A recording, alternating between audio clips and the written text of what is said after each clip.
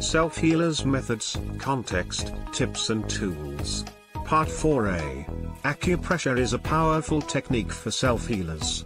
This point is called yin-yang in Chinese medicine. The English translation is Hall of Impression because of its connection with intuition. Pressure at this point can relieve tension, calm the mind and release energy into the body. It is also known to reduce headaches. It is a powerful technique for self-healers. Energy work is one of my favorite exercises because it puts you in touch with how much the body can affect the mind. For extra relaxation, try doing this with your favorite essential oil. Have you used acupressure? Lectins are an overlooked anti-nutrient in plant foods. Animals can run from threats, but plants cannot. So, they have developed a protein called lectins in their cellular structure as a defense system. Lectins bind to the sugar molecules in the cells lining the gut and cause pain or discomfort to the animal that eats them. The animal learns not to eat that plant, and the plant continues to survive. We have always eaten plant foods and have evolved to tolerate small amounts of lectins.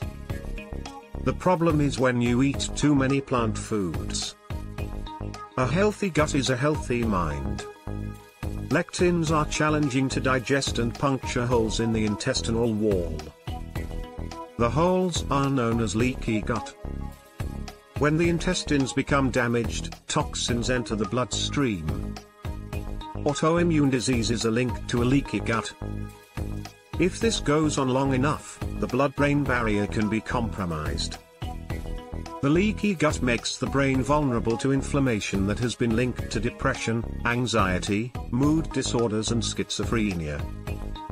It is essential to remove all immortal lectins for several weeks for healing the gut. Self-healers can then slowly reintroduce them and see how their body responds. When I went off lectins and reintroduced beans, I was shocked at what they did to my belly.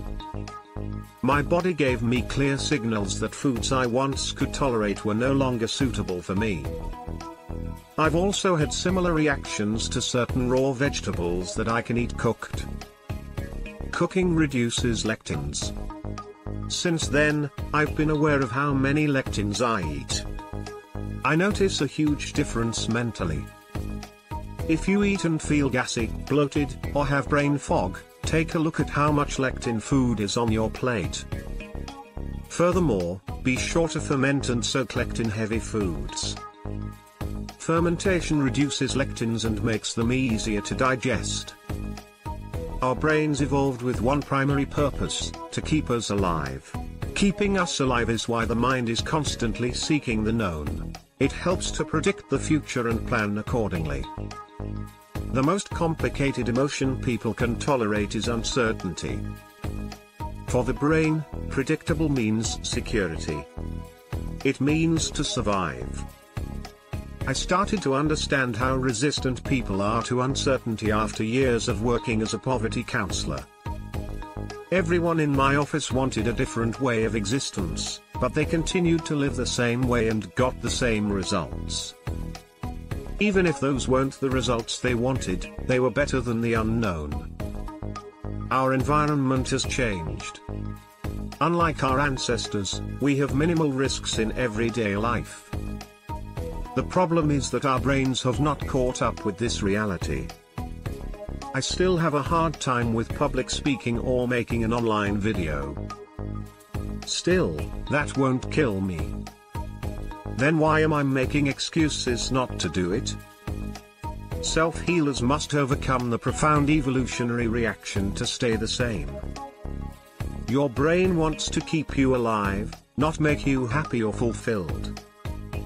Overcoming uncertainty from the past is where all growth takes place. Do you work through uncertainty? Do you feel that sting? That little comment from a coworker where you got sweltering hot? The desire to defend and explain? An uncontrollable urge to be right? Or that desire for superiority? It is not because you are a self-healer that you are more or less than someone who chooses a therapist or coach. There are circumstances where therapy or coaching is advisable. The ego is our sense of self. It gives us our identity. If it is not addressed, it will constantly fight to maintain itself. If you are a slave to your ego, you are not aware of it. You are defensive and overwhelmed.